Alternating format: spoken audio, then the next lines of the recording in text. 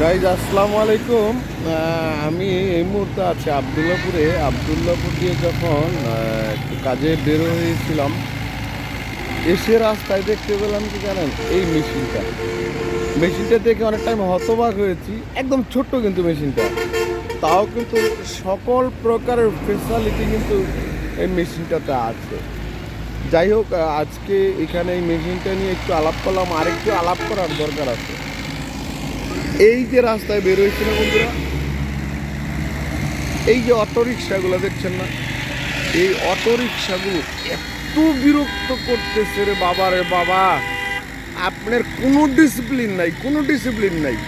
যেখানে সেখানে তারা দাঁড় করাচ্ছে, অটো পিছনে ব্যাগ দিয়ে দিচ্ছে। একদম বাজে একটি অবস্থা কিন্তু এই মুহূর্তে সৃষ্টি হয়েছে। এই যে দেখুন, দুইটা অটো কিন্তু এখানে আছে।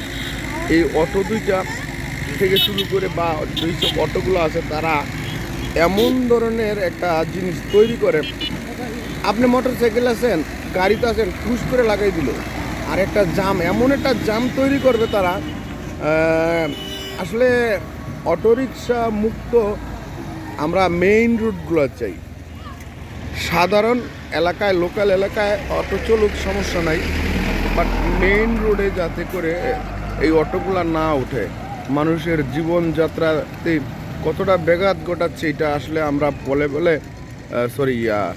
আমরা তিলে তিলে আমরা কিন্তু এটার ইয়াটা ভোগ করতেছি আমরা। আল্লাহ তাআলা আমাদের এইখান থেকে অন্তত অটোরিকশাওয়ালাদের কাছ থেকে মুক্ত করুক।